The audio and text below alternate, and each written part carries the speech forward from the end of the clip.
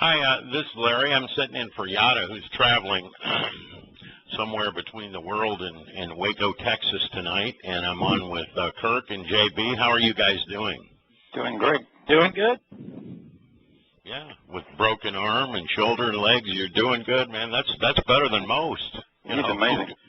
I ain't got any complaints at this point. I'm better than every time I go to the doctor. They give me better news than I'm hoping for. So. Terrific. Well, that's amazing. I'm really glad to hear that. I was worried when I first heard you had a broken leg, broken arm in 14 places, and shattered shoulder. That just, it just sounded awful. I mean, my heart went out to you because that's a lot of breaks, pal. Bad breaks. Yeah, it was no fun.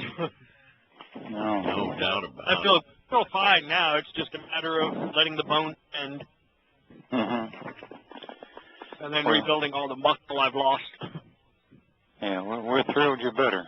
Everybody is. I know, I can hear it in your voice. You know, you're one of those guys, Kirk, that just, it's overwhelming. I get to hear it now. My understatedness is overwhelming. Yeah. You aren't hardly kidding. Anyway, we went through a week where a lot of people were hitting me up because they're coming on sort of new and mostly from Shattering Myths. And so I wanted to go back and just hit some basics. And what I want to do first is I want to attack Paulos. We have many reasons that we know that Paulos was a liar. Not the least of which is that what's that, JB? He tells us he is?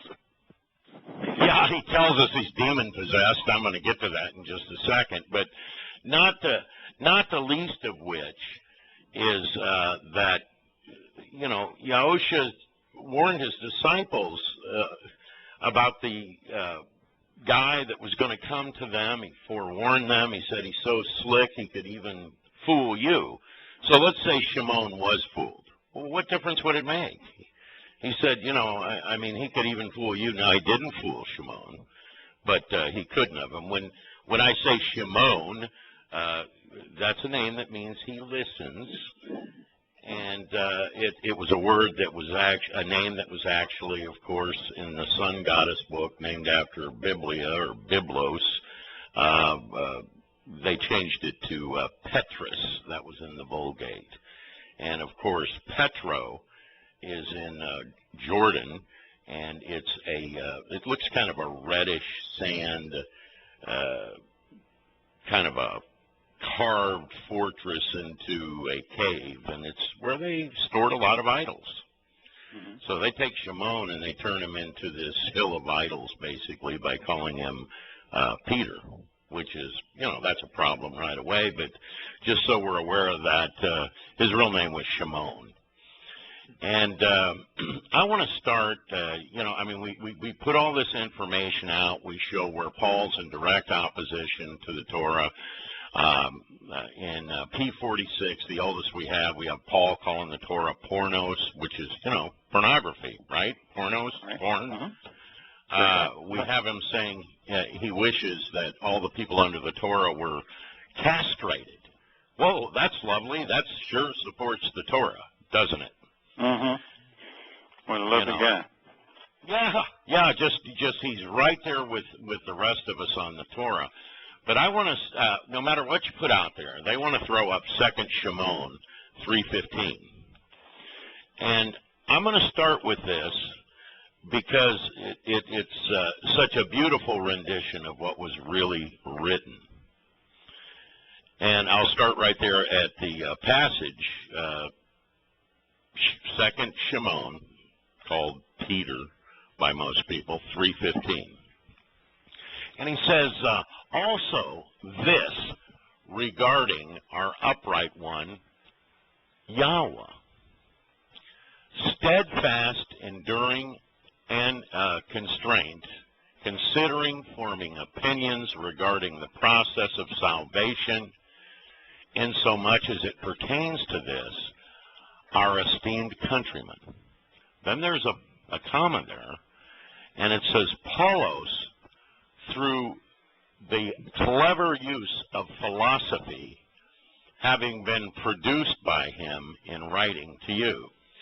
Now, guess what word it is that gives us this clever use of human philosophy?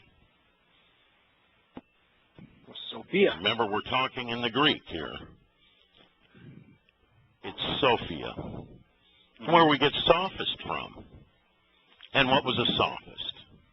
And I mean, flat out, they use that word. Sophist. It's like using pornos for porn. Mm-hmm. It's a paid teacher or philosopher and rhetoric in ancient Greece associated in popular thought with moral skepticism and suspicious reasoning. In other words, a person who reasons with clever but fallacious, meaning false, arguments. Wow. So, you know, we're going to have trouble as soon as we look at the actual, at the oldest we have, and that word Sophie is in there. That makes him a liar right away.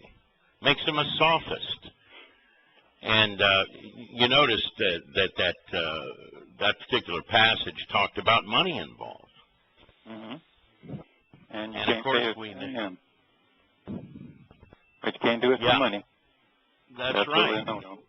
And that's what Paul was doing. We're going to prove that here. Shimon Kefish is saying, make every effort to become blameless, learning about finding reconciliation. Now, how do we do that? How do we do that, Kirk? How do we find reconciliation? Yeah, how do we find that? You have to turn away from things and go towards Yahweh, and he has a prescribed path. And that's the Moed, right? Yeah. Yes, the seven. And we give them our Torah, obviously. That was part of the program of this walk is to study God's Word. Now, I have a little hang-up already on the simple fact that when we're talking in Greek is a philosophical language. It's a language in the more in your well-suited for philosophy, whereas the Hebrew is always concrete. So, I mean, right away you're in a different mindset. Yeah, but nonetheless, the word sophist was used there, Sophie. Yeah. Yeah. That's sophist. That's a sophist, and that means this is a person using fallacious arguments, and he's getting paid too, by the way. Yeah. So he's a paid cleric, which we're warned against. Yeah. And it says regarding our upright one, Yahweh. So we properly prepare to show a steadfast and enduring and constraint concerning forming opinions regarding the process of salvation, insomuch as Yahweh's approach differs so dramatically from his countryman there, Paulos. You know. So after undermining the veracity of Paul's alleged conversion experience, the man Yahusha, called the Rock, is now prepared to provide a life and death contrast between this man and Yahweh. And of course, you know, when he lays it out there, you're trying to be steadfast, you're staying on the path, and that path he's talking about, of course, are the 7 Moed Mikra, the looking at the mitzvah, the chukah, the pakudim, looking at these things, and actually acting on the 7 Moed Mikra and the 7th day of rest, and loving Yahweh's name and using Yahweh's name, walking out of Babylon. And Babylon was the most religious place on the planet at the time, right? I mean, right, absolutely. He says, and even as in all these letters, and I got to love this, you know, a letter's a letter, but every time, this is back in the church days, I got to go way back, almost 20 years for this now, they would never call Paul's letters just letters. They were called epistles, like it was some big deal. You know, it was a letter. And it was considered scripture, too. Yeah, well, in those circuses, they sure are. But if I wrote you a letter and I was interjecting my opinions and sending you a letter, how would that be scripture? It's not.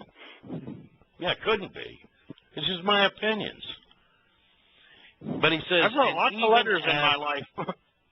Not one of them is scripture. Yeah, right. They're not. I don't see any of them at the Smithsonian or anything. I mean, it's just an insane possibility. As a matter of fact, it's an insane possibility that, but it did happen that Marcion happened to put all Paul's letters in a book and call it a New Testament. By the way, when he did that, and he took Luke, Paul's running buddy and friend and scribe and historian, and put one of his letters in there too, just to bolster Paul's. But Luke wasn't anywhere. Yeah, a little bit of Acts, I think, too. So that was it. Yeah. Yeah. Well, he put them in there, and by the way, he pronounced the Jewish God dead. That's brilliant. So if you believe that one, that you can put a bunch of letters. What's that? I said that takes some guts to pronounce God dead. Oh yeah, yeah. And it takes a moron to believe because a man did that, and of course he was the son of a bishop. He was a wealthy shipbuilder, and all he did was had his prolific copy editors flood the market with Paul's letters and came up with a new religion. I mean, simple as that. That's where his New Testament came from. But Shimon goes on to say, and even as all the letters inside them speak all around and on the other side of this, within which there are some things very difficult to understand, which the uneducated and malleable will misinterpret and distort, turning away. Actually, it says perverse, twist, deriving false meanings which people will suffer as a result of. That's what it really means. And that's what really happened. And those that pull this up in order to somehow bolster Paulos, that's what they're doing. Well, the minute you said that, I kind of thought on, Yahweh's already said the Torah is easy to understand for anyone who has an open mind. So it's in total contradiction to the Torah right there. This is not Yeah, so, I mean, so why would you... Can you contradict the Torah constantly, as I'm sure you'll go on to prove, as we all know, that and still have anything and be trustworthy? No. So, I mean, he's dead out of the water almost immediately on just about everything he says. But well, when he called him a sophist, he was calling Paul a liar that was out to get money. I mean, that's what he was saying. Sure. I mean, Paul didn't say he spoke with human philosophy. He said he spoke with the authority of the Ruach. Remember, Paul said, I cannot lie. Mm-hmm. What nonsense is that? I mean, he's caught in all kinds of lies. But, I mean, once he lays down that word, Sophie, or Sophi, meaning sophist, Paul's done. I mean, if Yahusha came up to you speaking Greek and called you a sophist, would that be a good thing or would it be an insult? No, that would be an insult, of course. Yeah, it would be an all-out attack right away. There's no way for them to jump around that word. It just cannot really be done. Make them look it up. And he goes on to say also with the remaining Well, that's the problem. None of them look up any of this. They all take their English translation as the Word of God. Oh, yeah, it's outrageous. I mean, we all know how accurate Biblias are. They're intentionally misleading. They constantly copy edit. Anytime the word Torah is used, they replace that with law. They will add words that aren't there. They will take away words that are there, and they'll misinterpret other words that are there. I mean, it couldn't get any worse. The best things you can do for people is to show them the errancy of their English translations. If you can get them to realize that, you have a chance at getting them to question. But most people, you can show them all the evidence in the world that their English Bible is corrupt and errant, and they're going to deny it to the day they die because they don't want to think. Well, no, I had a lovely statement on one of my posts not too long ago where, I was showing a word-for-word amplified breakdown of a passage, and a guy got on there and he said, I've been reading your notes, and he said, after prayerful consideration, I believe you're being led by Satan. So, in other words, wrong. No, that word's mistranslated because here's evidence. No, I prayed about it, and the spirit that leads me says that you're being led by Satan, which would be true. You're being led by the adversary of the spirit that leads him. Well, my adversary, of course, I'm with Yahweh, so I mean, I even said that to him. I said, so Yahweh's accurate by the spirit of evil, which is Yahweh is the adversary of the spirit that leads him, so he's true. Absolutely. You are being led by so I would be the Ha-Satan, the enemy. Yeah, I guess so. Yeah, literally, that would be correct. In their religion, Yahweh is Satan. That's right. Yeah, it's all backwards. But as I look at it, then he says, also with the remaining writings pertaining to their own individual destruction and annihilation of themselves. So he's saying turn away because they misrepresent and distort, turning away as also with the remaining writings pertaining to their own individual destruction and annihilation of themselves. That's hardly an endorsement. Starts out calling him a sophist and then says don't read his material. And what they do is they go in between, and you can tell some of this has even been manipulated by now, because this is not one of the 69.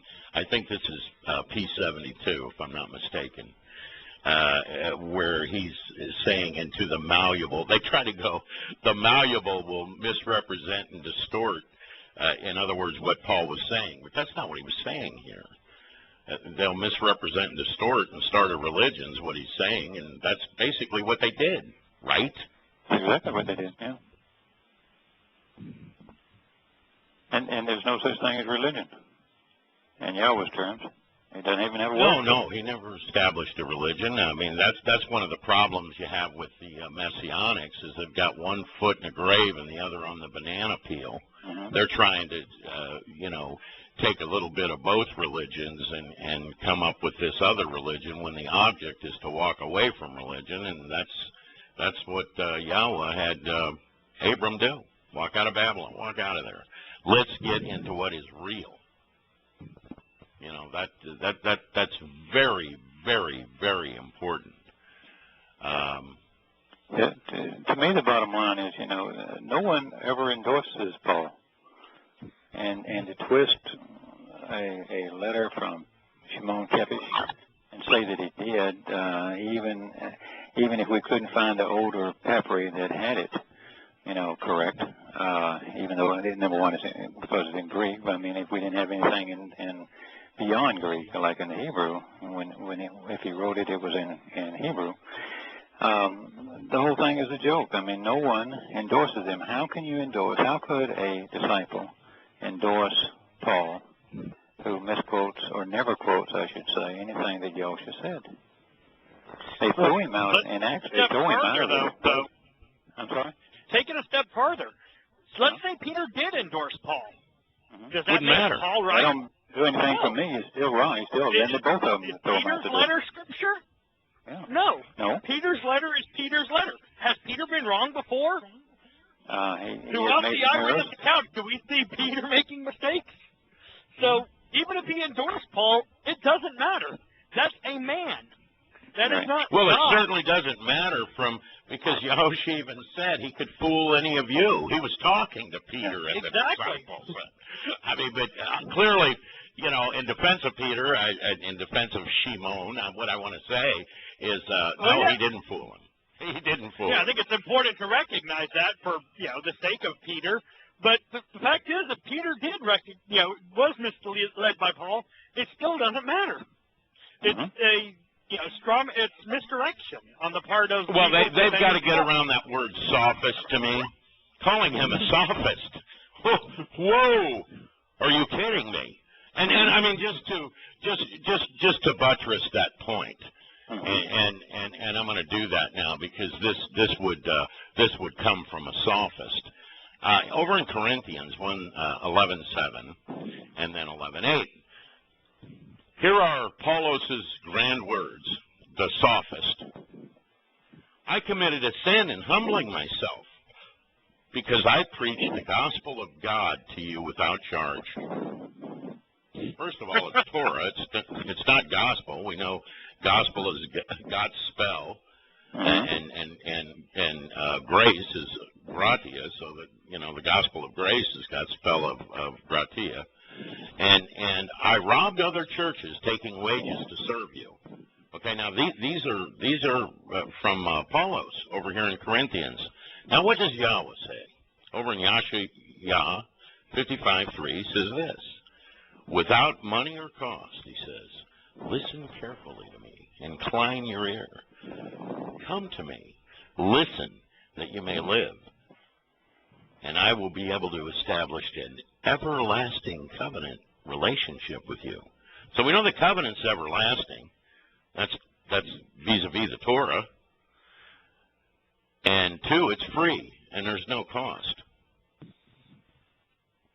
Now, why would somebody be out charging you to share Yahweh's words? Something Paulos never did, by the way. Never claim he did. Whatever words of Yahweh's he shared were in opposition. They were wrong. They were always wrong. He always misquoted. So he just made it up. And then there's only a few things where he even twists what Yosha said. He's on his own. He's going down his own path on everything he said. One of the things early in my walk, JB said while he was talking to Yada about a false prophet. And when they were talking about Paul and proving he was a false prophet, he made all the definitions of Deuteronomy. It was JB just said, based on that alone, I don't care if you can write the whole book with all this other stuff. It doesn't make any difference. He doesn't qualify. He's not a spokesman for Yah. He's dead, dead in the water.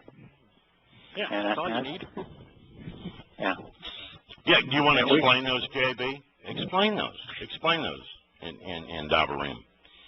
Oh, man, don't get me going off the top of my head. For starters, you remember, basically, I don't have any the start is they have to proclaim themselves as speaking for God.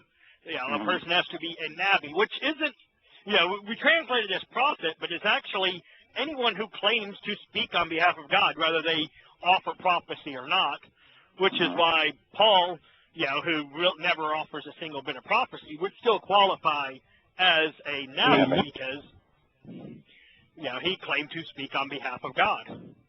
One second. Let me pull it up. But how would we know his words were false? I know one way. Yahweh said if somebody claims to be speaking for me, if they're writing it down, that my signature will be in there. And my signature is prophecy. Number one, and there is no prophecy. The key.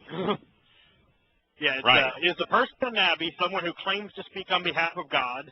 Is the person Zayed, someone who oversteps their bounds, acting presumptuously with an inflated sense of self-worth, demonstrating self-reliance while taking liberties? Someone who arrogantly pretends to know, who insults others and is disrespectful, displaying pride in the pursuit of personal recognition and acclaim while demeaning competitors, someone who rebels against the legitimate authority and is prone to anger, someone who searches with frustration and is often furious, overbearing, rude, and conceited.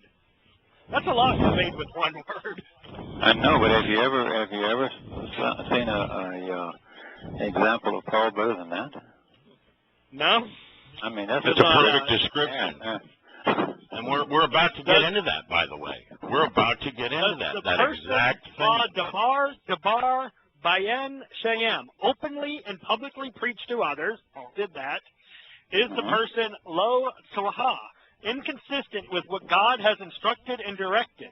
Does the message conflict with God's appointed, constituted, and decreed? Does it vary from his instructions, i.e. Torah?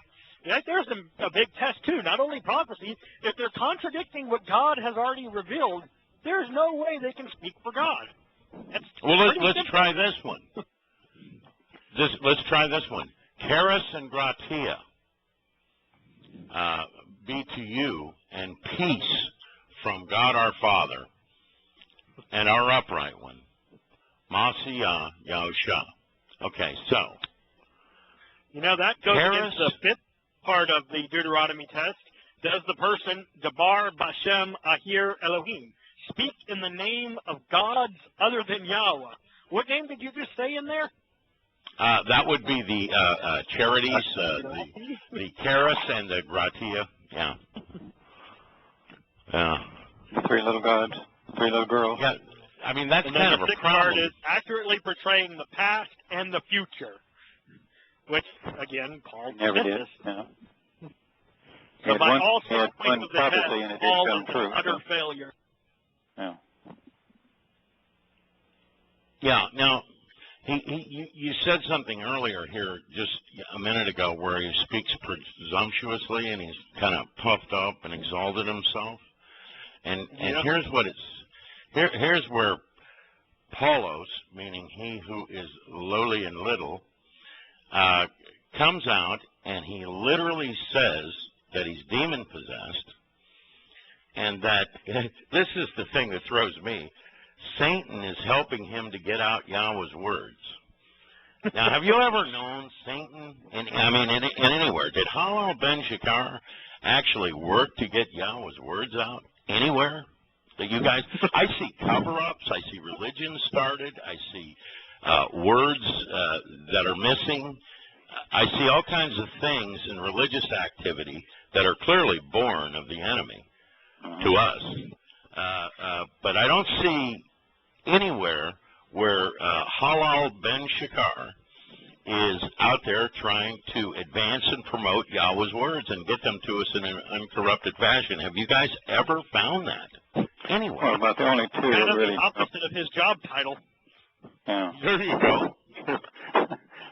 But he's the one that's in the garden twisting the words. He's the one that's in the 40 days of testing of Yahushua. He's the one that is twisting what Yahweh said to Yahushua. He's never, ever found quoting Yahweh correctly. Well, you know what? Certainly not. Paul disagrees with you, Kurt. I know. Well, that's okay. I'd like to be on the opposite of Paul. Yeah, well, he's in direct opposition because here's what he says. Dio, which is therefore, henna, in order that I not become overly proud and lifted up, there was given to me a sharp goad and troubling thorn. He uses the thorn, which represents sin. I gotta love it. In the body, a messenger of Satan, in order to strike me and restrain me. For what reason? So that as a result, at the present time, there is the possibility I might not be conceited, currently exalting myself beyond what would be justified and lifting myself up. So we've got a messenger from Satan, giving him a sharp goad, like a thorn in the side, so that Paul can get Yahweh's words out, so he won't be so exalting himself, and he, wouldn't be so justified. How big is your ego that Satan has to keep it in check? In order to get Yahweh's words out, because this is what Paul's claiming he's doing now. How can you read something that's obviously unpossessed inside of me is the spirit of Satan, and then take the man seriously from that point on? Right, but you were just talking to me a minute ago about in Dabarim, I'm pretty sure, right, about somebody being so proud and puffed up. I mean, it doesn't get any more proud and puffed up than this. No. I mean, you know, Yeah, his word is so Muhammad important. waited until like his deathbed speech to say that he was possessed by a demon. Paul got it out there pretty early on. He said it too. He said he was demon possessed as well in his last public speech. Yeah. Yeah. At least he waited till he was dying, though. Paul went ahead and did it right out front. That takes some, that takes some arrogance. Mm-hmm. Oh, it really does. Now, we all know what Paulos means, and I like to beat that dead horse, sort of. And the reason that I like to do that is very simple. Words mean things, especially in Yahweh's words. They all mean things. And in First Shamuel, he's talking to Shaul, the king, King Shaul, the namesake of Shaul, which was Paulus's real name, and told Shaul that he knew he felt lowly as a person. Wow. And it was John Powers. I was talking to him on the phone, Dee Powers' husband. She's a member of our group. That he brought that up. I mean, that's very pertinent. The king who hated Dode and wanted Yisrael to follow him as a man as opposed to Yahweh is the archetype for Sheol, who renamed himself Paulos. He was lowly and little, and he felt lowly and little. Wow. Isn't that kind of amazing? It is amazing. That's one of those nice little gems you find. It's too perfect. And then it gets even more perfect because we go into Daniel. And this is one that Yada found. I was thinking about trying to understand the horns. And he's talking about the beast here, by the way.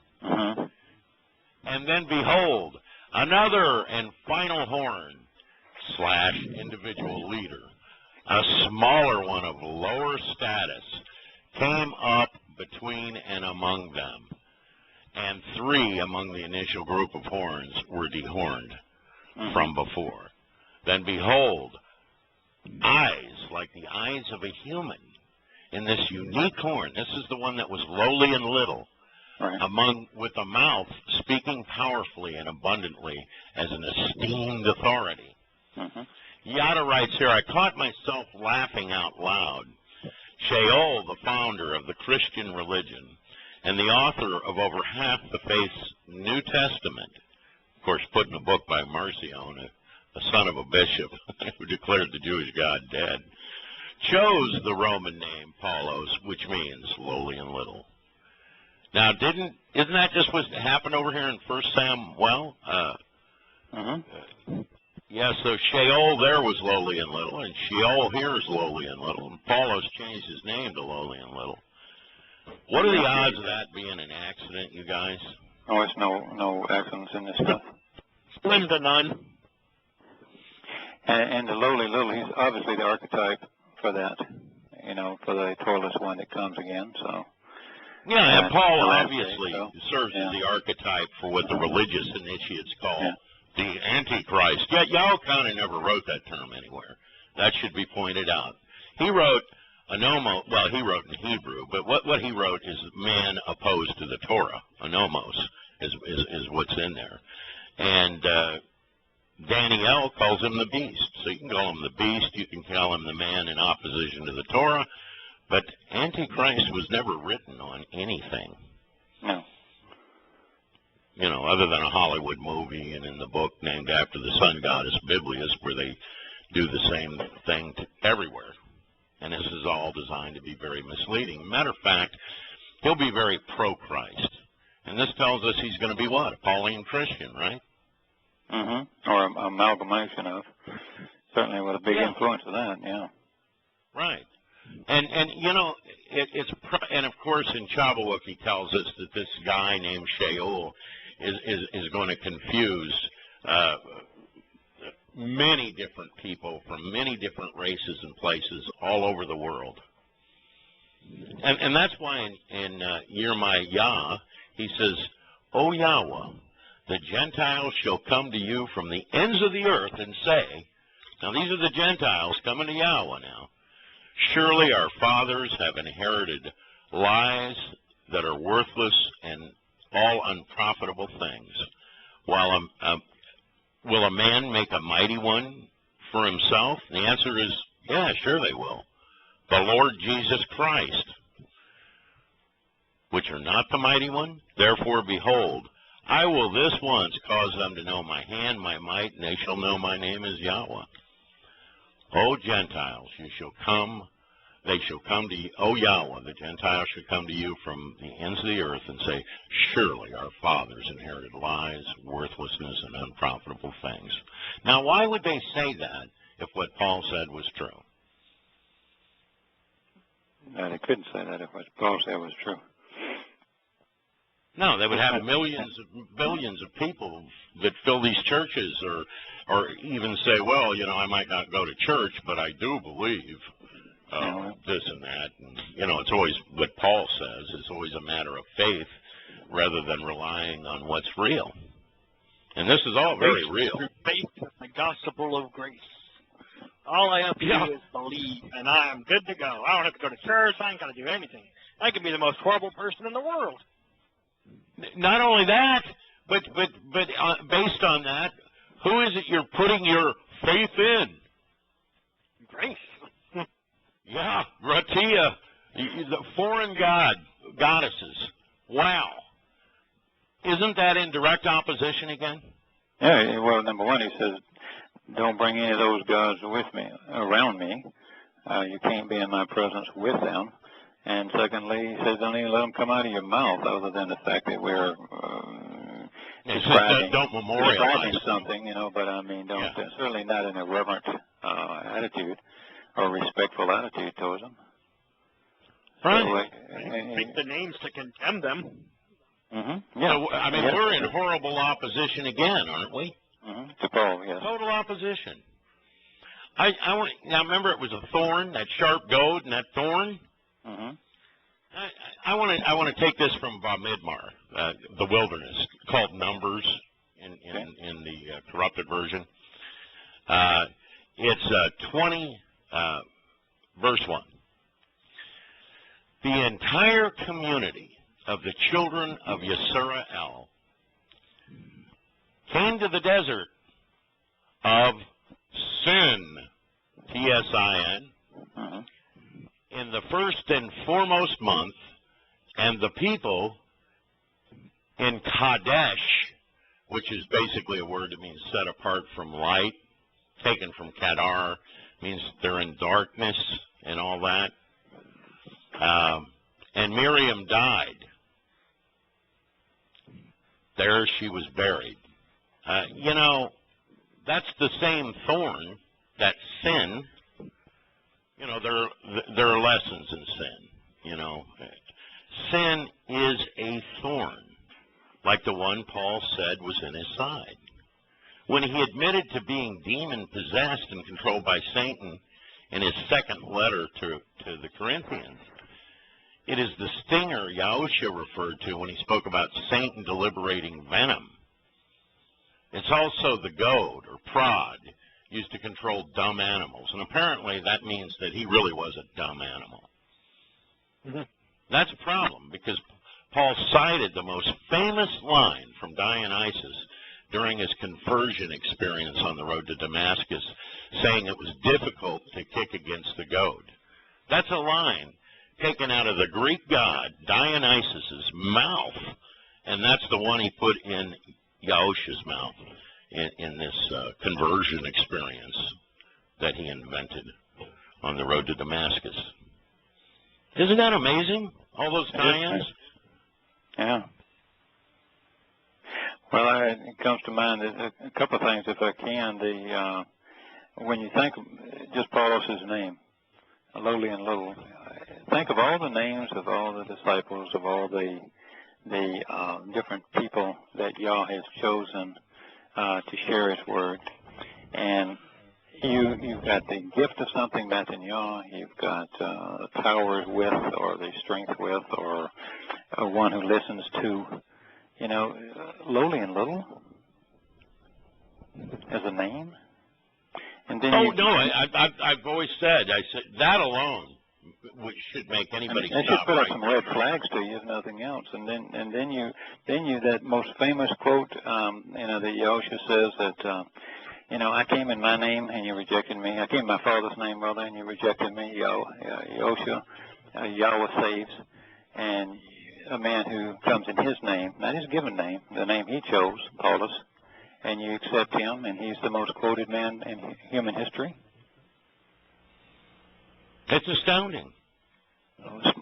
Narrow is the way, and a few find it, and he's the most quoted man by all these people in human history. How do you reconcile all that? You can't.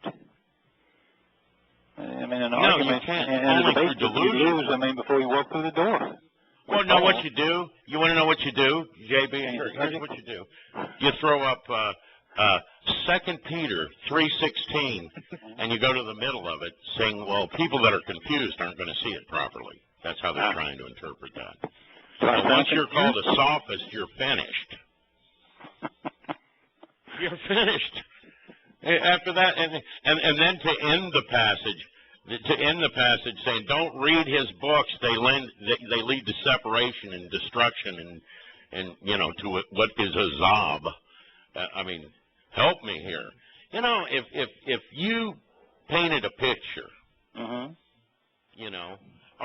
or JB, if you went into a place to get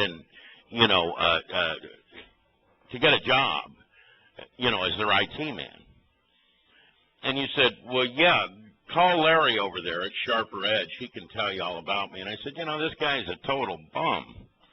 He screwed up my SEO. He wiped out our customer base. He almost broke us. Would that be an endorsement? Not really, unless they're hiring me to go up for their competitors. For the competitors. Yeah.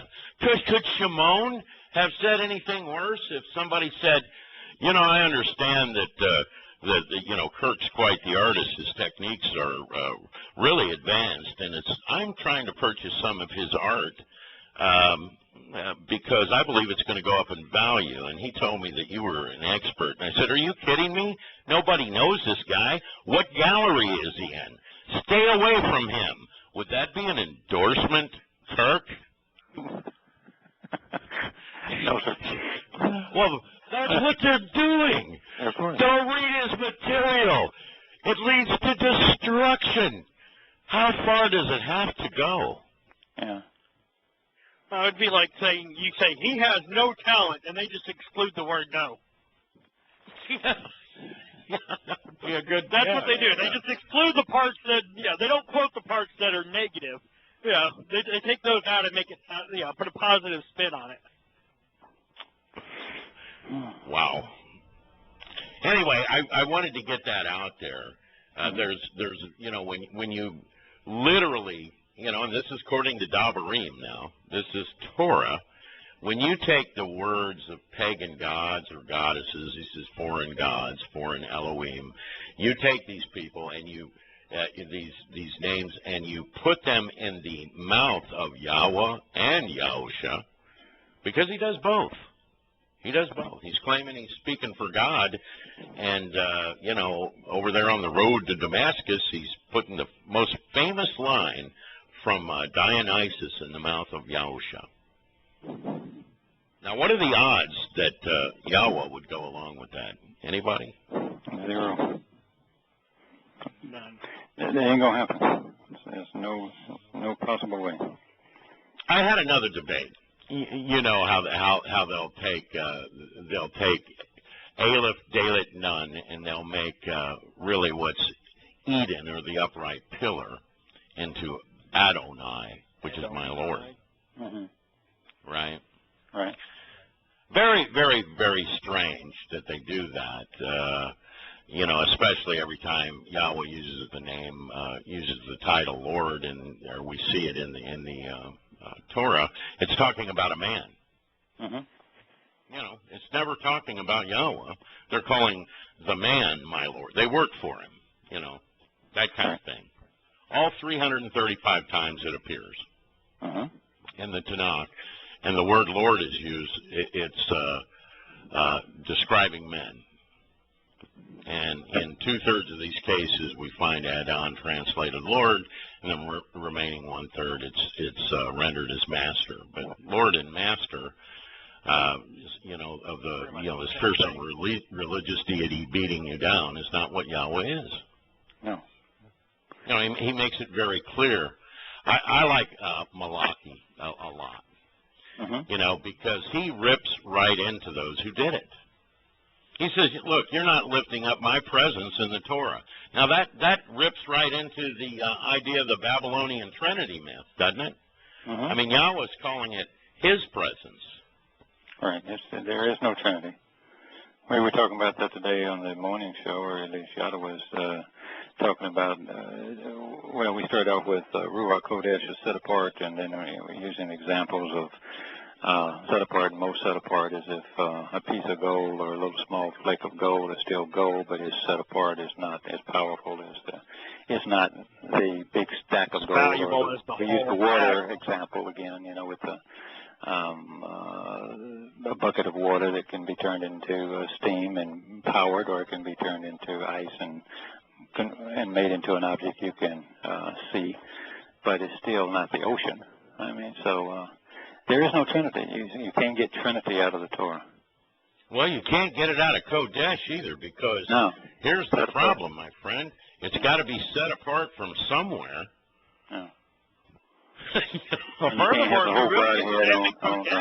Kodesh doesn't just mean set apart. It means separated and set apart. Set apart separated usually for what? a special reason, Yeah, I mean, it's got to be set apart from someplace. I'm taking it that that's Yahweh. And that's why he says the son highly values, esteems, and respects his father, and a servant his master. So if I'm a father, where's my honor and esteem?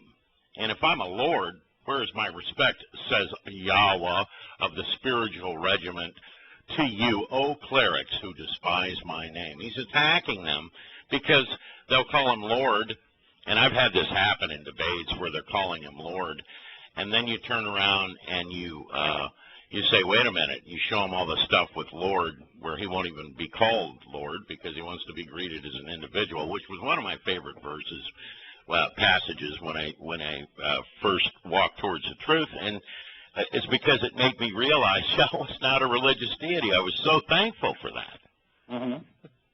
Makes things so much easier. More comfortable, more familial, more friendship. It made me want to meet him, which is his whole point to what we're doing. Yeah. And hang out with him. Well, yeah, the people that want to meet Yahweh is the people Yahweh wants to meet. It's kind of a quid pro quo. It wouldn't matter to you guys if I said, I got 30 people over here. They don't really care much for you, and they don't care to meet you. Would you like to meet them? What would you say? No, thank you. Right after I eat this apple, pal. Just ask for blue. I'll be holding my breath. Very unique about people who in Yahweh's family is so many people in this world are totally worried about popularity. They don't care about the quality of their friendships. It's the amount of friends that they have. That's true. I could care less how many friends I have. It's what quality of friends do I have. I have maybe I can count my friends on one hand, but those are all people that will be there for me no matter what. I'm not a popular person. I don't have 50 people who just love being around me who I don't know anything about. The people I know. And I can understand that, JB. I can understand that. And that's what Yahweh wants. Yahweh ain't looking for a popularity contest. He wants meaningful relationships. Now, how do we know? That Yahweh was right here when he found this? How do we know that it was, besides the fact that Yahweh just said it, but I mean, let's go beyond that.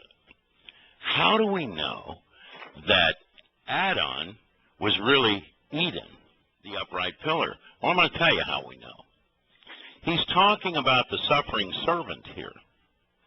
In Malachi, he talks about his return. He talks about how he's despised fruit. and you pierce him. And here's what he says when he talks about him being despised fruit. And this is Yahweh talking. But you pierce him, you defile it with your boastful decorations. The table of my Eden, upright one, is defiled fruit, is despised food. Oh boy, when we change a word, we should be careful that we change it everywhere. Because here's the problem. You've got Yahweh talking here. He's talking about Yahusha. Tell me, guys, what are the odds he called him my Lord? 0. There's no chance. Oh. Well, in order for Adonai to be true, that's what he would have just done there. Yeah. We got problems, Houston. We have rewrites. We have the upright pillar that was changed to my Lord. So when you're out there and they say, well, you know, the Jews called him my Lord. Well, the rabbis, yeah. The rabbis, yeah. Yehudim, supposedly. They're not Yehudim. They're not related to Yah at all. They're very corrupted. He said so. And he says, so then this condition is to you, O clerics.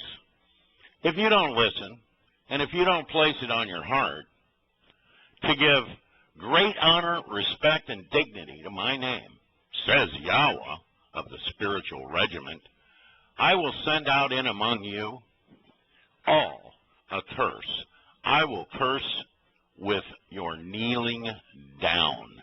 I will bring a curse on her, meaning Yisrael, because you did not place it on your heart. My upright one. And they wouldn't even use his name. They wouldn't even use Yahusha to this day. It's Yeshua. And then they try to somehow amalgamate that into Jesus somehow. I see them do it all the time. And this isn't even the rabbis. This is the Messianics doing that one. He's my upright one. He certainly wasn't calling Yahusha his Lord. This is Yahweh talking. So we got problems, don't we? Oh yeah. If you study a little bit, I've studied a good little bit on the languages and gone back and back to umpteen dictionaries, lexicons, etc. And you can see where they've changed it. You can see where they've added vowel points to mispronounce it. Keep it all in context. They say don't change one letter, don't change one stroke of one letter. The jot and the tittle reference in Greek, but also in the Hebrew. It is a total effort to scratch out his name, change his name. And once you pick up on it, and you go back to the older records, it does not say that. But, I mean, I can't prove it to you unless you want to go through all that stuff. And then it's obvious to you if you take the time to do it, but you do have to take some time if that's a concern for you. But, in the context of Paul I don't think Paul ever said Yosha anywhere, did he? No, I don't think so. Yeah, I mean, it's all in Greek, but it's always Ausus or Ausun or Lord, which is Baal in Hebrew. So, I mean, he's... absolutely it is. There's no question about it, because he says that, when he's talking about the return, I mean, he says, you won't ever call me Bali, which is Lord, again. Instead, you're going to, recognize and welcome me as an individual. Ishi. That's what he says. So when you're debating with people or you're getting questioned by people that are relatively new, I mean, when you... and I'm more interested in that, by the way. Sure. They have a question, and then, we put it out there. And you give them 5, 6, 7, 8 things about Paul. I mean, how does that resonate? What kind of feedback do you get? I mean, other than... Well, almost resoundingly, it's, for people that are looking for the truth, they're positive. They get it. They say, I never liked Paul. Paul, I mean, I really never understood. It's the most complicated guy I've ever tried to read.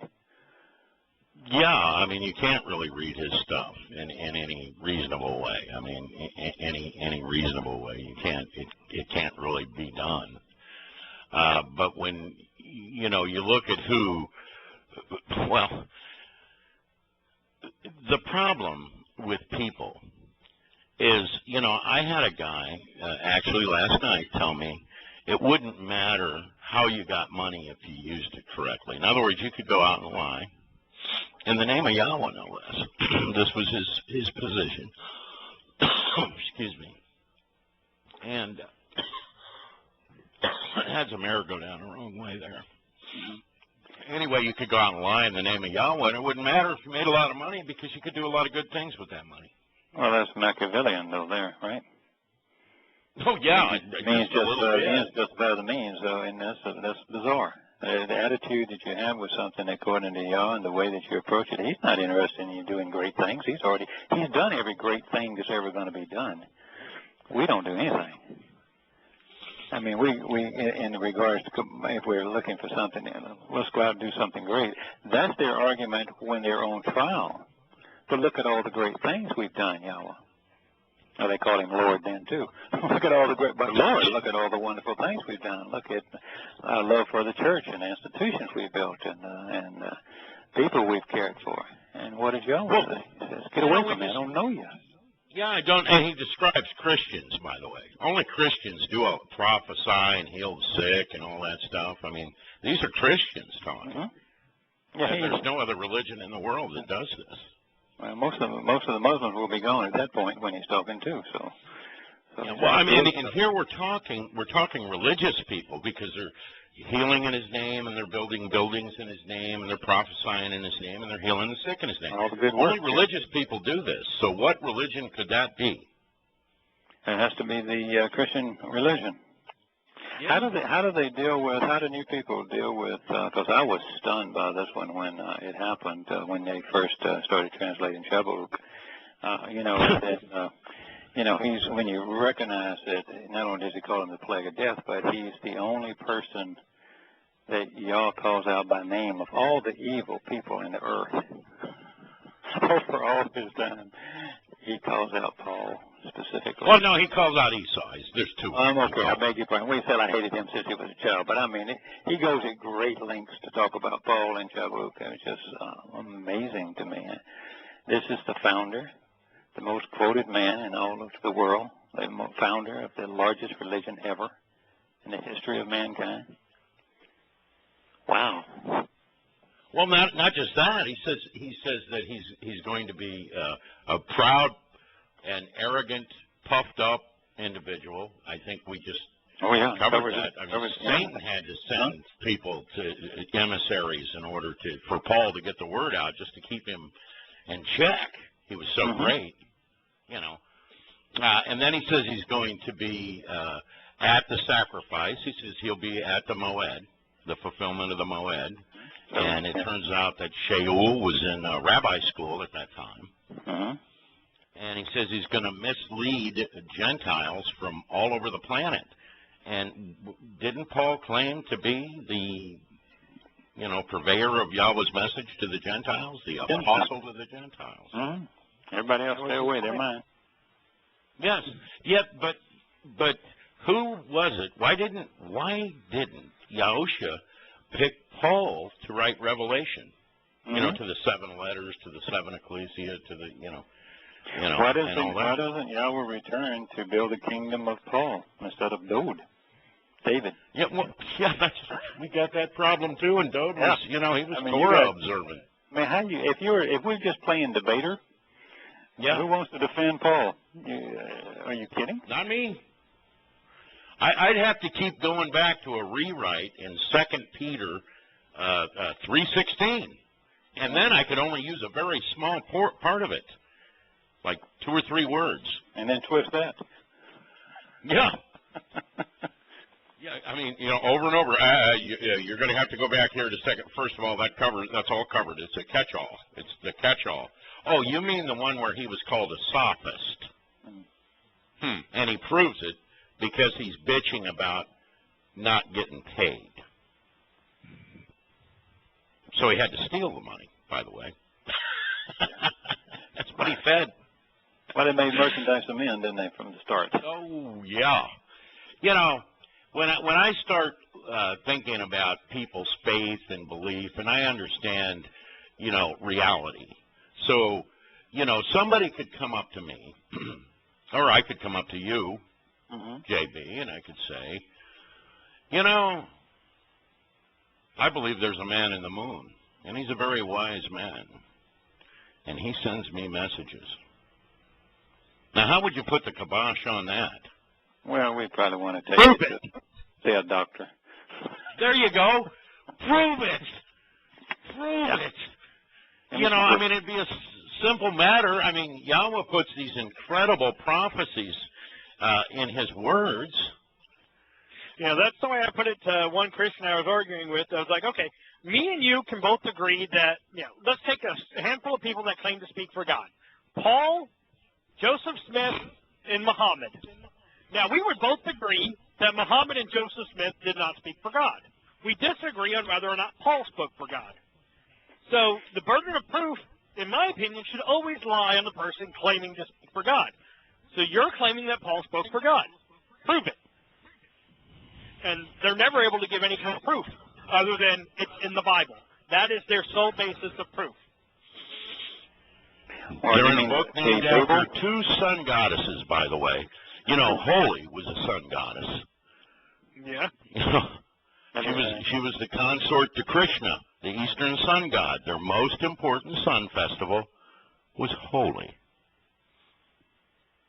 I mean, that's just the way it is. And now, wasn't there something about speaking the names of foreign gods? Don't bring it. Just not in my presence. It's very plain. It's real simple. Just you ain't gonna bring it around here. You can do what you want. You have free will. Don't bring it. You're not going to be with me. Anyone who speaks in the name of foreign gods doesn't speak for him. That's right. And then I want to go back to this Trinity myth for just a moment.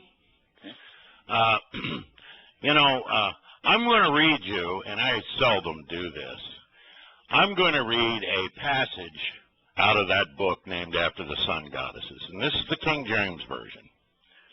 And this is what they call Yasha-Yah. They call Isaiah. It's really Yasha-Yah. And Yasha is the Paleo-Hebrew word for what? Salvation, right? So salvation is from Yahweh. Says this. Or Yahweh saves, however you want to put it. To what purpose is the multitude of your sacrifices unto me, saith the Lord? I am full of burnt offerings of rams. Now, I'm not sure what the hell that means, but that's what they said. And then, you know, just the New Living Translation, they opine in it. What makes you think I want your sacrifices, says the Lord? I'm sick of your burnt offerings of rams. Now, that's not what it says. Here's what it says, and this is in Yasha-Yah 1:11. Now suddenly this makes sense to me. This is why there's no cost to me. This is why my behavior and belief and faith is really not the issue. The issue is, do I want to meet Yahweh and walk on his path? He says this, what is it to me, the many sacrifices of yours? They got that much right. Says Yahweh, not the Lord, says Yahweh. I have completely satisfied and literally fulfilled the uplifting offerings of lambs. Now, would that have a meaning to you, either of you guys? I have fulfilled the uplifting offering of lambs. Well, it says he's done it all. Not us. Yeah. I mean, straight up, I'm the guy doing this. Yeah. Not you. You know, we had this we eat the lamb. You know, we use nourishment. We benefit from it. We benefit from it. Pretty sweet too, isn't it? Yeah, it's a wonderful deal. It's a perfect deal. It's the best plan ever made, ever will be made. So, I mean, what's the... And this is why I thought it was a profound statement. And, you know, Craig has a tendency to come up with these profound statements and just kind of blow right by them. You know, I mean, really. I mean, it's something you might read 10, 20 times, and then he comes up with this concept, and it's right there in front of your face the whole time. You know, but Larry's stupid. Yeah, he's a great connector, you know. Yeah, well, and that brings us to this, though. Okay, we already know who's providing the uplifting offering of lambs. There's no burnt, what was it that they wanted to say in there? He was full of the burnt offerings of rams or something. It just wasn't even in there. Yeah. Okay. And a word-by-word breakdown we could do. I promise you, Lord isn't there, and being full of rams isn't there, but whoever wrote that was full of something, and it probably wasn't lamb. Okay, now pay attention. Behold, look now and see. The day is coming prophetically, declares Yahweh. I will take a stand, establish, raise up through Dode, and up and righteous branch, and he will reign as a king.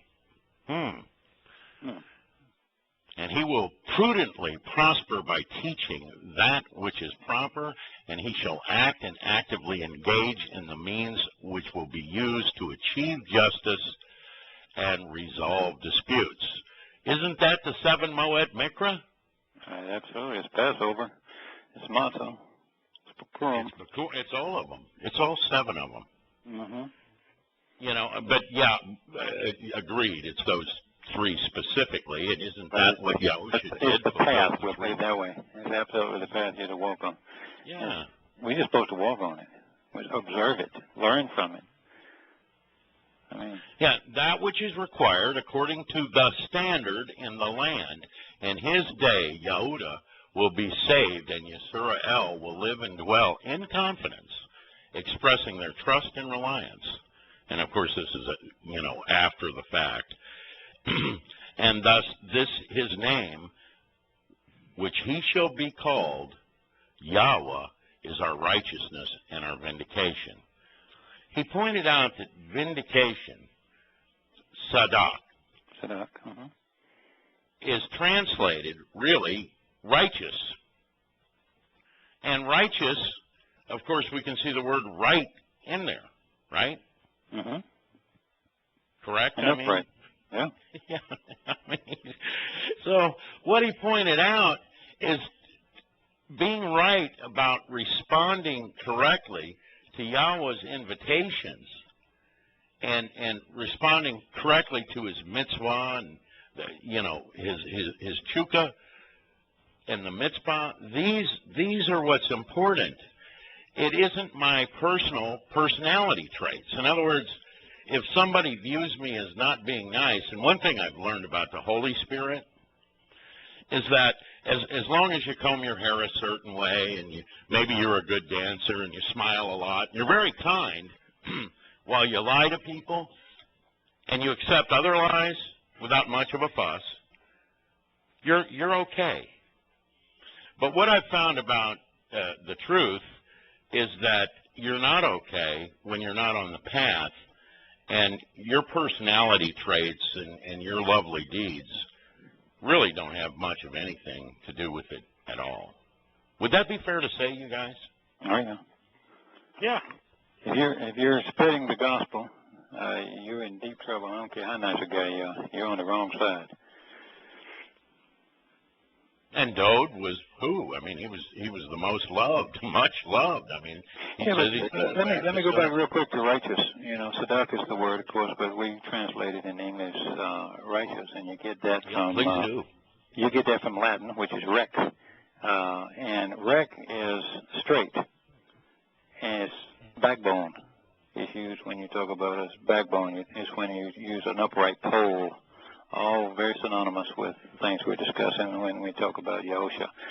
So when he's doing that, being upright, having a backbone, doing the right thing in regards to the things that Yahweh has asked you to do, which is to Shamar Torah, observe the Shabbat, as we're doing now, to observe the Moed Mikris, which we've completed for this year just recently.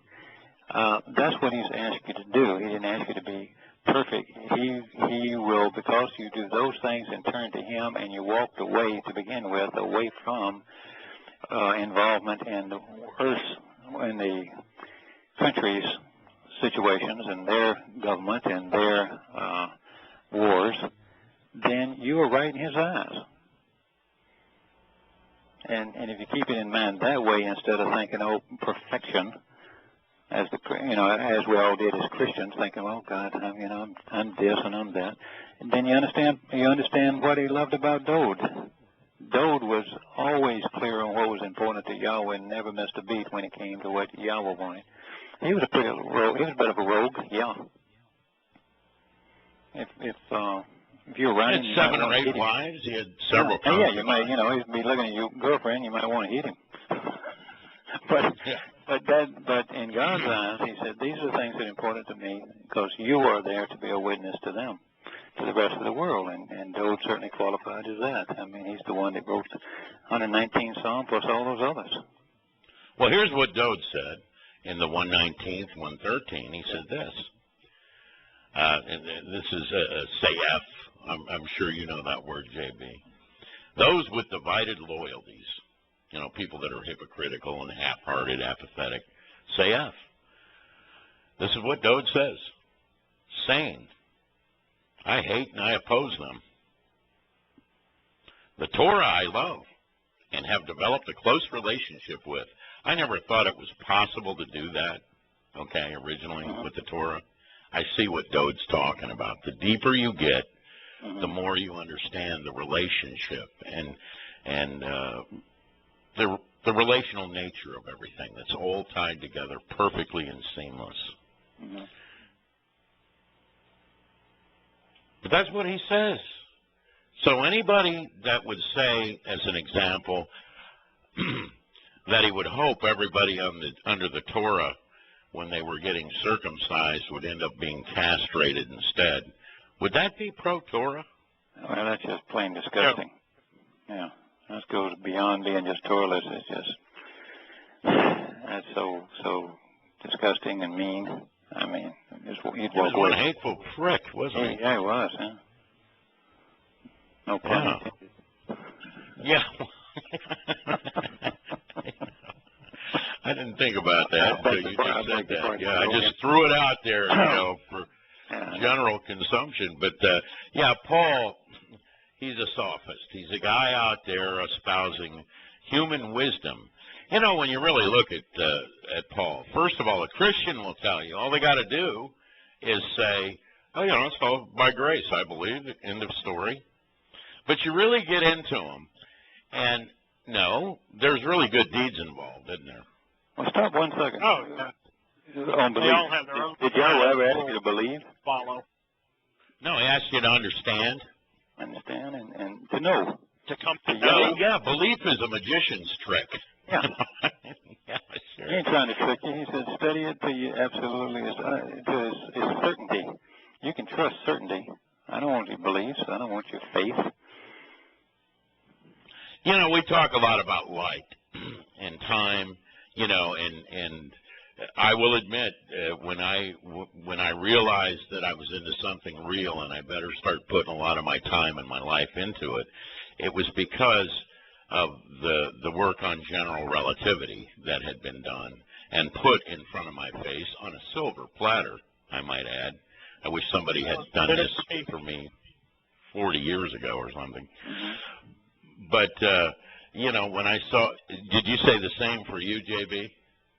Yep, that was what opened my eyes.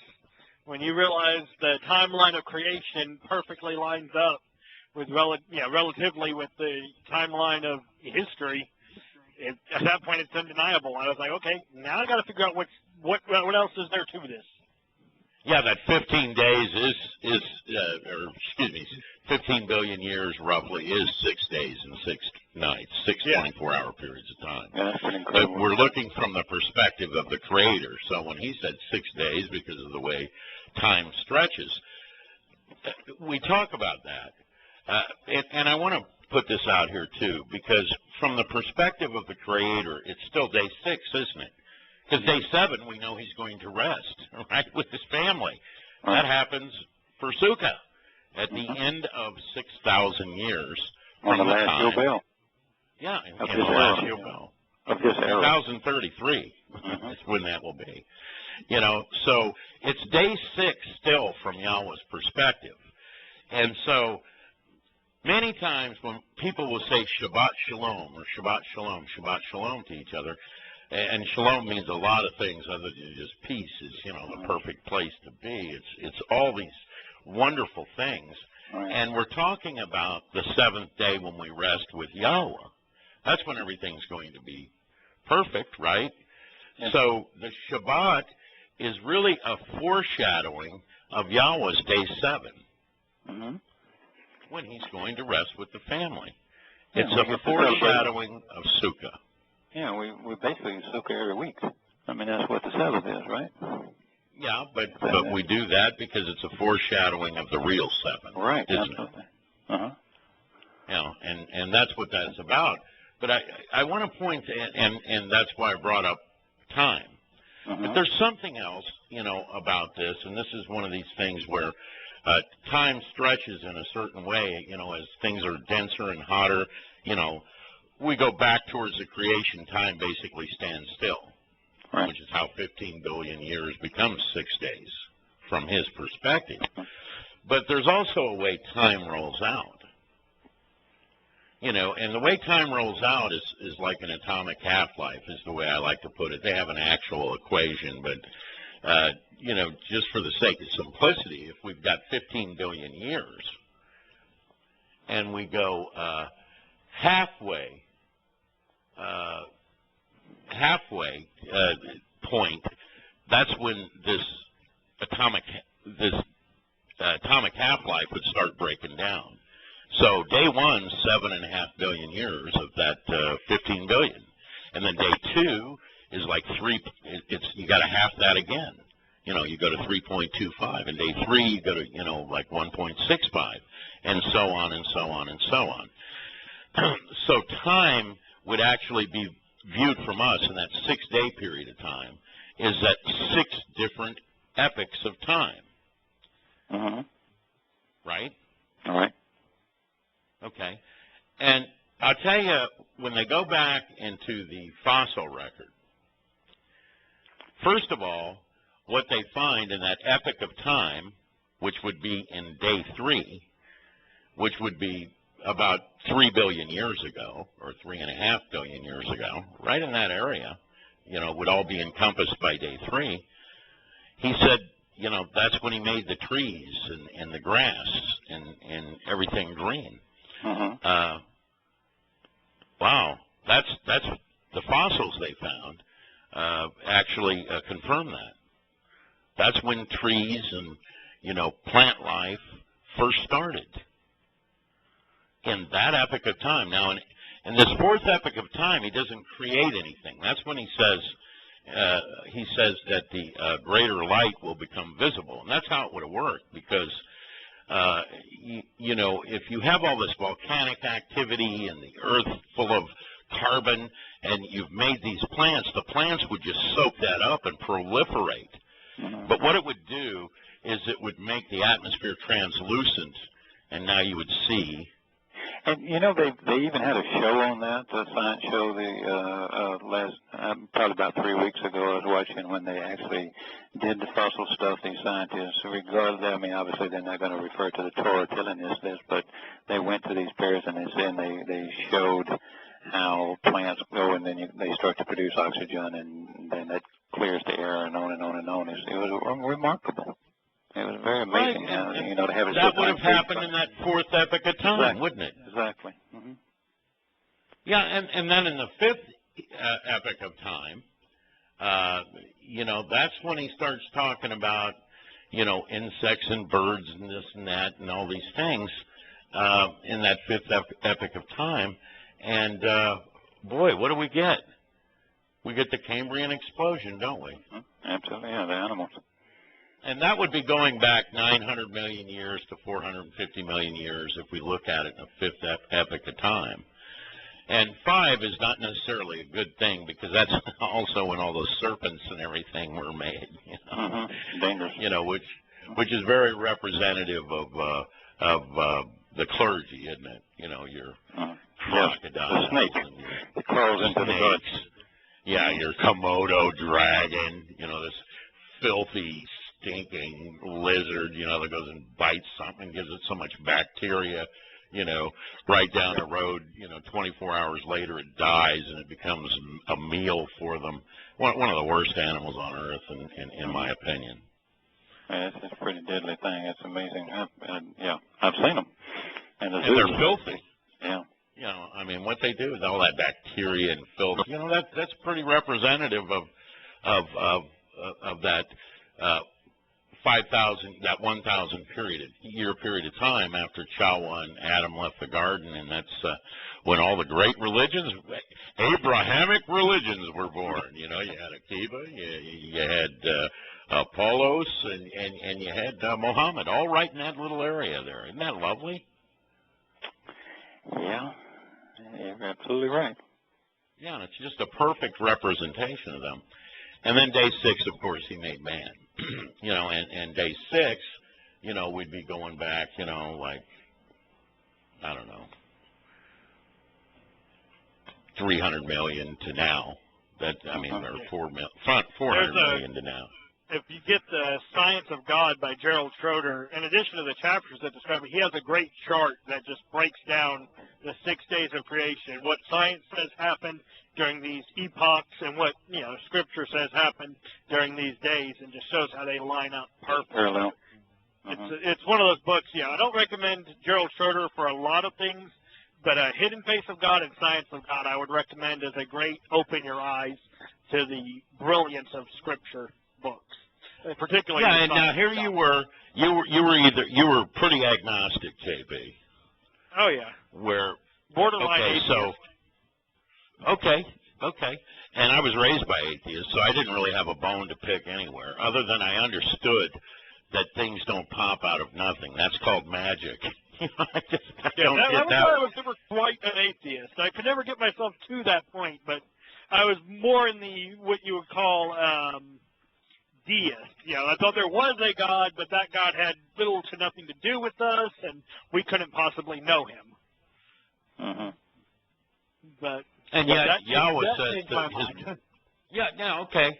Actually, I went through several sleepless nights thinking about it. I'm going to tell you that right now. You know, once I found out about the 15 billion years equals the 6 days, I just knew I was into something real. I mean, did that that shook you up? Did you lose any sleep over it? Because I was thinking, this is real. All of a sudden, I'm into something real. I think mine was more gradual. It didn't give me that kind of jostle. It was one of the things I did think about a lot, and I talked with, like, everyone I could talk to about it. You know, it was one of the things, anytime I was in a conversation with anyone, like, yeah, I've been reading this book, and, you know, it has this. What do you think of that? And it led to a lot of interesting discussions, though. And you, Kirk? I read a lot of prophecy as a kid, and I didn't grow up in a home that necessarily was religious. My grandfather was very religious. He was an elder in the Presbyterian Church. My father he didn't like government. He didn't really care for. He liked business and he liked sports. That was about it. You know, so, and he was good at both. So, I wasn't sent to church, that sort of thing. I did that later. What I did is I read Velikovsky, who was an atheist, a Jewish atheist guy, but he took the Bible, so-called, he took the scriptures, the Torah, and he said if these guys are honestly reporting, there should be evidence of what happened. And he wrote a series of books that are quite famous in the 50s, and proving most all of that happened.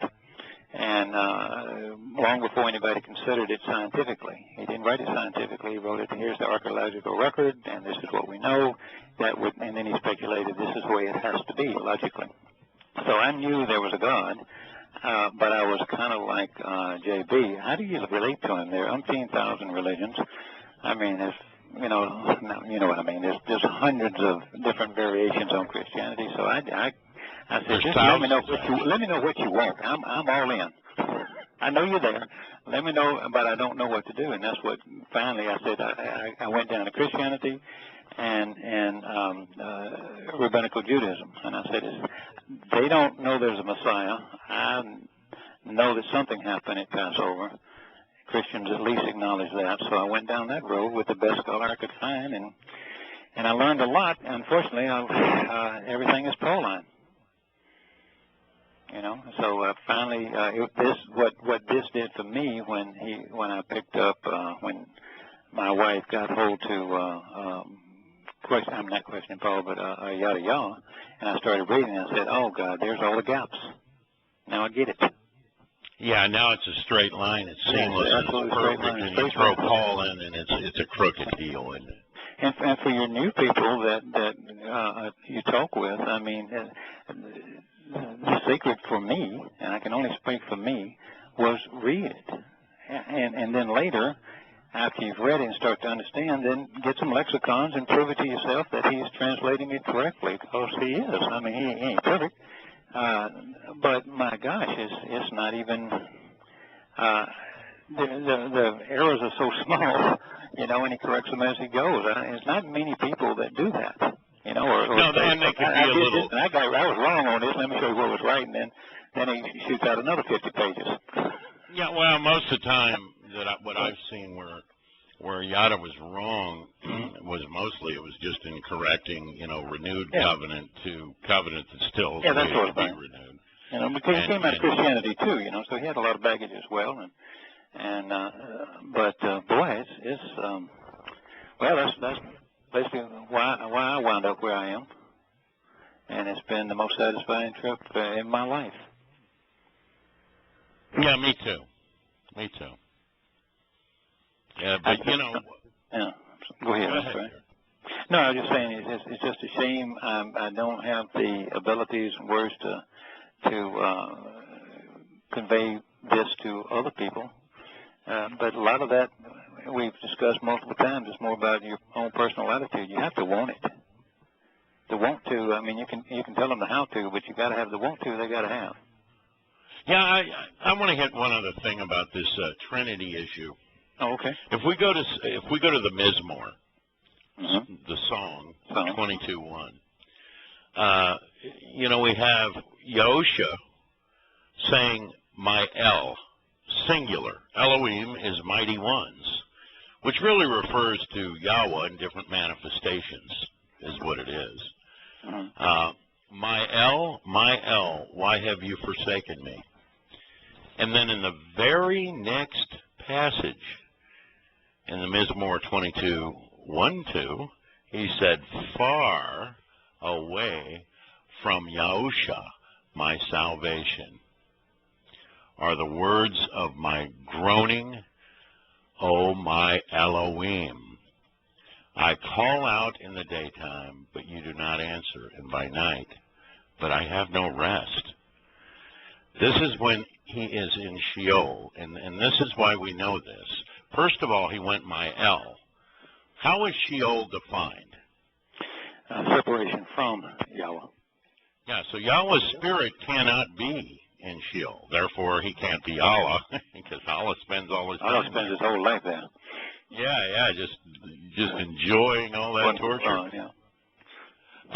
So the set-apart spirit who was on Yahusha, which is what made him special, that body special. I'm not going to say him because his consciousness was special. It left because simply the spirit of Yahweh cannot be in Sheol. And so the very next chapter he goes from El to Elohim back to plural. Wow.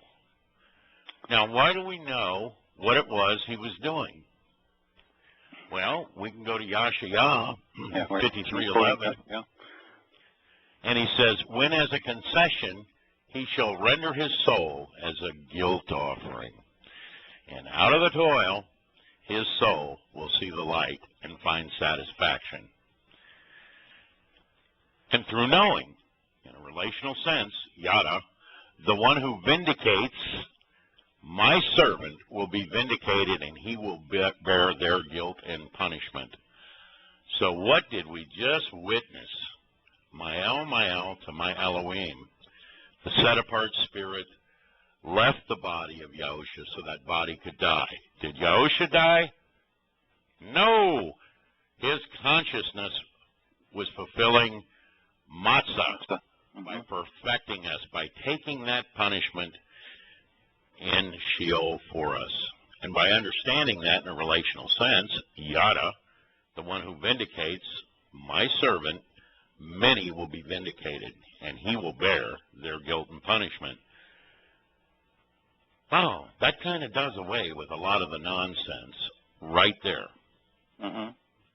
Well, it certainly explains what's going on, which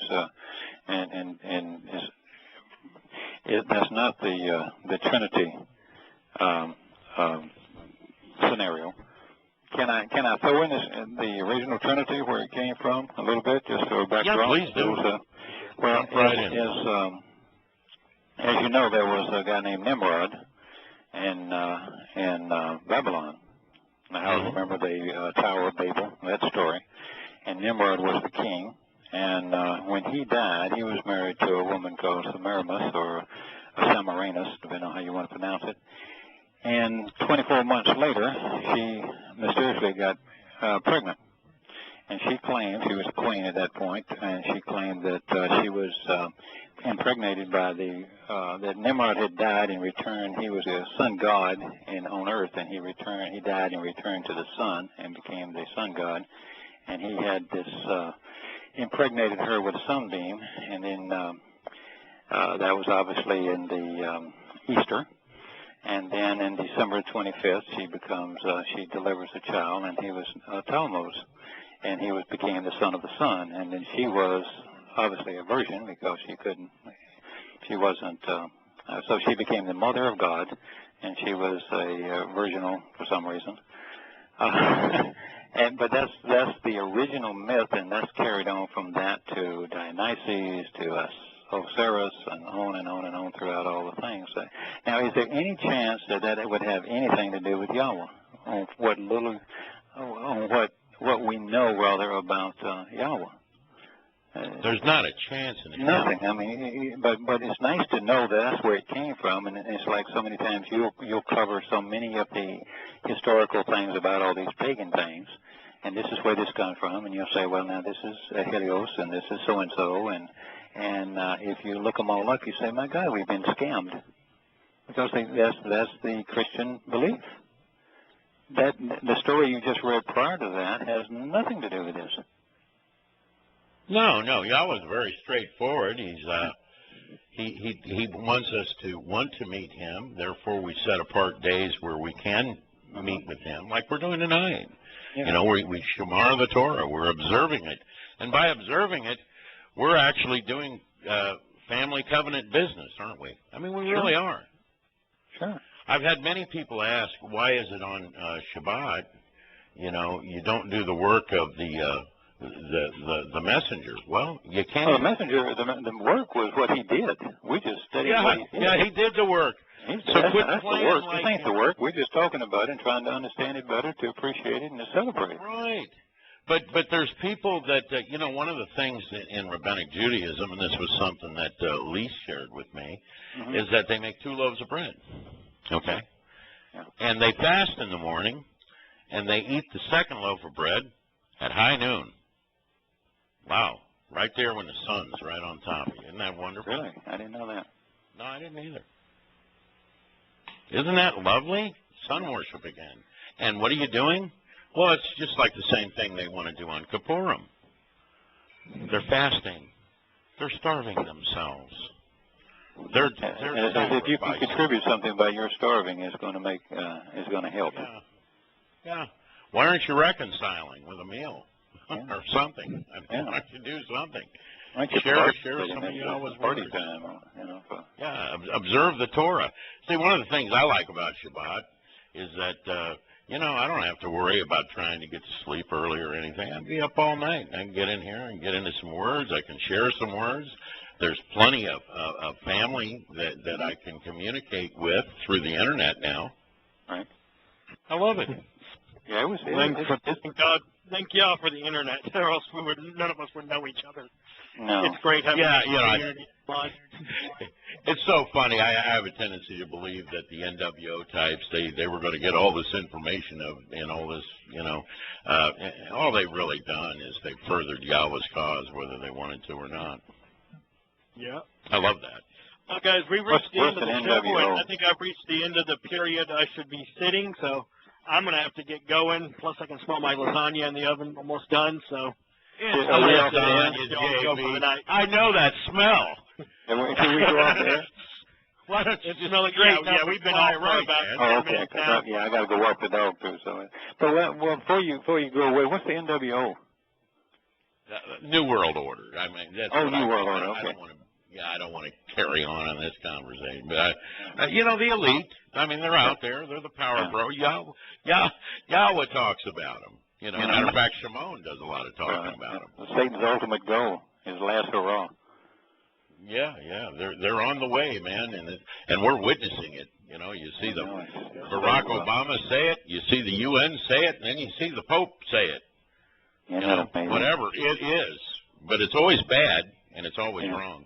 Anyway, it's always wrong, always bad. Good point. Yeah. Well, Lord, okay, buddy. Good show. I enjoyed it. I appreciate y'all having me. And I'm glad you're well. I feel more enthusiasm this time. Smell that lasagna. Better and every it's day. not ready yet. You're going to have to wait before you can even eat it. It's got to cool down, man, and that's like torture. Oh, yeah. Torture or reward, one of the two. Depends on how you look at it. All right, y'all appreciate it. Night. Bye.